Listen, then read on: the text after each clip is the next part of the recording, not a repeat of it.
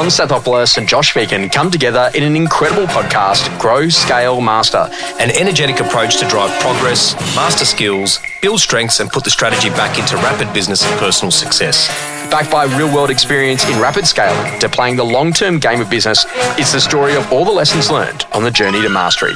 Be inspired, renew your energy and chase the future with Grow, Scale, Master. Con, today's super exciting because we're going to talk about the rules. Oh. And I know this is kind of interesting, but I love this idea. Have a handful of rules and repeat yourself a lot. Why is it so important inside a business to, get like some defining rules of what we know makes us successful, to repeat them often and to just do that over and over again? They're kind of like, that's reading the book that tells you about all the potholes to avoid in life and in business. So the rules are there for guidance, really, right? So they're not rules in terms of don't go over 55 kilometres in a 50 zone. These are rules. These are the principles, maybe that's a better word, about how we conduct ourselves, behaviours, actions, the systems, the process, the technology that we use, the people's, ability to have, an opportunity to do well in an area, all that type of stuff. It's like income above expenses, assets more than liabilities, live below how much you earn, a couple of basics. That's exactly what it is, mate. That's what they are. They are principles, rules. They are the basic formula of what makes you, this place, successful. So I was just thinking about that, when we think about, some of the unwritten rules in our business, like never talk about competitors, always focus on customers, be in a position that ultimately deliver great service and experience. If ever something's not right, then ultimately just refund the customer. I know that sounds funny, but mate, just basic stuff. We're exactly the same. Don't hold on to things that you shouldn't hold on to. Just let go. We had a vendor last year that just said, hey, I don't want to work with the agent that's working on my property. I said, okay, no problems. That's fine. What can we learn from with this? X, Y, Z. Okay. And, some of it was real, some of it wasn't, but that's okay. And he said, look, I want to go with another agency. It's one of your competitors. I know that we're in an exclusive agency agreement. And I said, look, just pause there. We'll release you straight away. He goes, great. I'll get my lawyer to write to you. I said, why do you need to do that? He goes, what do you mean? I said, well, why would you need to pay for your lawyer to write to me? We've just had the conversation. I'm texting you as I'm speaking right now. You're released of all your obligations. The thing is with this stuff, right, the unwritten rules and then the known rules is that you have to live by them. Yes. They have to be in here, in your heart, in your head, right? Because if you don't do it, then you cause chaos in your environment. That's what we're trying to avoid is no chaos, right? And I think the whole idea here is that what the rules do is that they really help you to bring discipline and structure to your business. Correct. So structure is what we do when we do it. Discipline is actually doing it. Spot on. And so I was just thinking about that I'm at my best because I'm highly structured and incredibly disciplined. No way. Yeah. Man. But the basic idea is that and someone said to me the other day, as you get older, you're really rigid and you're really firm.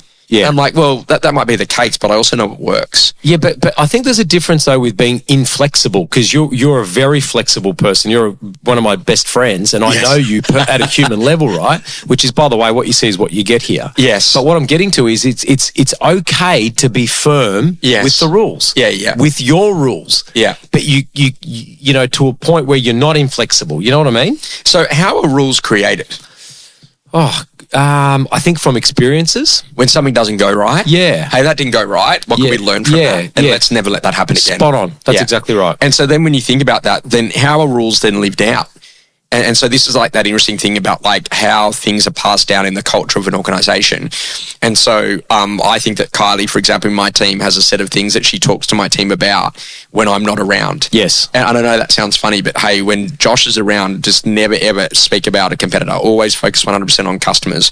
Always do the thing that's right. Don't sweat the small stuff. Yeah. If you've done something wrong, own up to it. Well, she's an ambassador though. Yeah. So I think indirectly or directly, you've set a set of principles and rules around how you want to operate, how you want to be perceived in your market and by your colleagues and the people that you get to work with. And because you've lived them and you've behaved them, whether they've been known or unknown, documented or not, she's an ambassador. And then the person that she's kind of coaching becomes an ambassador and so on and so forth, right? And that's how the rules are spread down over time. Correct. So there's not like a document of the rules. No, that's right. But there's a way that it's lived out. Correct. And there's an old school saying that like behavior determines future. And I was thinking about this. I was, watching a lot, and you kind of probably have numbed yourself, if not turned yourself away from social over the course of the Christmas break, where you start to see people that are, exhibiting all of the success, but not necessarily the behaviors that lead to that success. And they believe that ultimately it looks like that, but that behind the scenes they're not necessarily behaving to get that as a replicable formula. Yep. And this is interesting. It's like, do you become the number one tennis player in the world, or do you start to behave your way to become the number one tennis player in the world? And I think that you behave your way there, and you're not always going to get it right, but you've got to start thinking about what are the behaviors that I've got to be really consistent with. And when you start to think about those rules, it's like, every single time that I've found myself kind of robbed of energy, something hasn't gone right, something went wrong, something kind of like stole a mindset, I just think, never let that happen to you again, so write a rule about that. Yes. And then the next conversation is then say, okay, great. How do I then, put that into a set of values that allow my people to be able to operate at speed, so that if I'm not there, they feel confident to be able to go and make decisions, absent of a policy or procedure not being in place. Yeah. Because, we're doing things we've never done before. Correct. And so, okay, great. But, is it the right thing to do by the customer? Is this the right thing that we should be known for? Is this the sort of thing that we'd want on the front page of the Australian Financial Review? And when you start thinking that way, it then changes the behaviours, because very quickly people now know how to behave. Correct. And one of the things that we did is that we took the values and we believe in people and their dreams. We innovate and constantly improve. We perform at our best in everything we do. We renew our energy. And then what we then did is we then say, okay, great. So now give me some evidence behaviour of someone living out those values. Yeah. So, okay, great. We believe in people and their dreams. We're making sure everyone's got a list of their goals, making sure we're clear that people are getting some achievement, making sure people are taking their annual leave time, renew our energy, making sure that ultimately, we don't contact each other outside of work hours. We have proper holidays when we have holidays. When we go back, some of my team members have not actually spoken to me outside of a Christmas message for like 28 days. Right. So it's going to be so exciting to see what they got for Christmas. But the basic idea is that like really thinking through how to do that. In order to make a business scale, and you've done this more than I have, like in watching the number of people and the volume of customers that you've served and the size and speed of your business, is it important to keep it really simple in terms of the rules? 1,000%. Because you have to deal with geography. What was the difference between one office versus 2 versus 3 versus 4 and more? So yes, it absolutely is. It has to be a simple plan, simple strategy, because then you can't execute it brilliantly. And I think, what we've got in life is we've got a lot of friction points and a lot of complexity. And even more so, particularly when it comes to legislation and changes that we're faced in 2026. So the more simple it is, for example, when I wake up, my simple rule in life is, because last year, Con would turn over and look at his phone, literally within 30 seconds. And then I went, man, this can't be good. And then you know it's not good. It's not a great way to wake up. So now a rule that I've kind of put into place is really simple. I wake up, I turn my alarm off on my phone. Oh, so are you thinking about getting like an old school alarm? No, I'm not yet. Well, let's go there. Why not? Well, yes, you can, or put your phone in another room. But going back, are you ready for that? Yeah, I am, because for the last 2 weeks, I don't touch my phone for about 45 minutes to an hour. So I'm actually allowing myself to wake up. You know why? Because I'm creating space. Yeah. So I think the simplicity in being able to think about what it is that you're trying to achieve, i.e., let's not touch our phones, put an analog clock in our room, or put your phone in another room and just don't touch it. It's pretty simple. So they've got to be simple rules, and then they've got to be easy to follow. Correct. And so this is one of the problems, is that I think there was a big thing in our industry, for example, about the words like integrity and ethics. Yep. And the problem with those words is that they're a bit hard, they're a bit like murky, they're difficult in some respects. Well, it depends on people's personal definitions, right? And as opposed to do the right thing. Yeah. Right. So when you start to think a bit about that, like they've got to be easy to follow and not to be confused. And what you've got to be in a position of is to think that if you follow the rules, it leads to definite success. Correct. And so I always think about this in franchising, that, when you read Behind the Golden Arches and the story of Macca's, that they wanted to develop a system that absolutely guaranteed profit. Yep. So if you do these things, You will have success. you make the hamburger this way, you set up the restaurant this way, you do the drive-through this way, you do the ordering this way, you say, would you like fries with that this way, then it will guarantee you a minimum return. Correct. And what I think is probably lost is that a lot of people don't really think about it. They're like, oh, but this is a choose your own adventure. Now, I heard what you said, Con, but I'm going to do it my way. Yeah. Now, there's a difference between what is firm and what's flexible.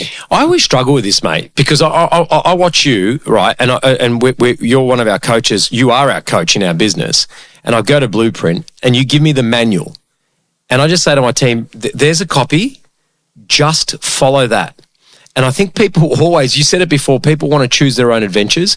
I'm all for being able to personalize the way that you go about things. Reading your script, maybe with your energy and your tone is different to me, which is different to the next person, right?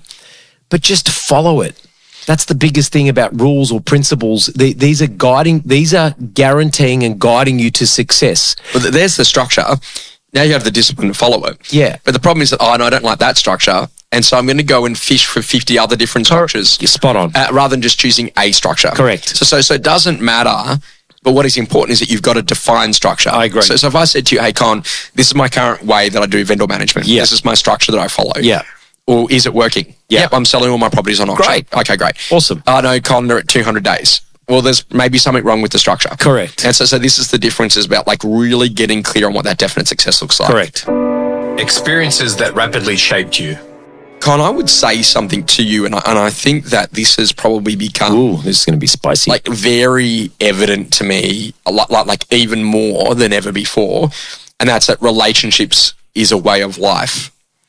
And thinking more broadly that, okay, people go through different things, and when you start to think about it, like we've had some pretty amazing people that we've had to meet, and you and I were talking prior to the podcast, and unfortunately we've lost some incredible people in our industry, just prior to Christmas, and we've inadvertently passed away. And you think about the power of the relationships and what those people did for you, and ultimately what you've done for them. And I just thought, life is like so meaningful. Why don't you just make a decision to say, okay, who are the 20 most important people in your life at a relationship level, and have them in a list on your phone, and make a decision to just call through those people. Yeah. And to have an intentional dinner or a coffee or a beer or hit a tennis or go for a walk, but to do that more often, because life is very, very short, and you need to understand that the power of the relationships you've got around you, it's massively important to invest in the ones that you want to continue, and ultimately for the relationships that that have helped you so much,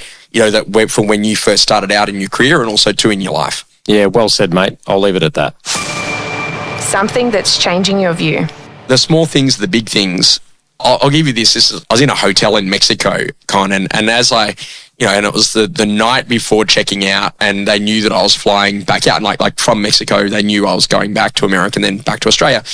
And one of the things that, as I walked in, after dinner, and I came back in, and there in the bathroom, they had literally just, I was brushing my teeth, there's this clear plastic bag, and there's a little note on it that says, TSA requirements are that if you're taking any toiletries on your plane, you need to have a clear plastic bag.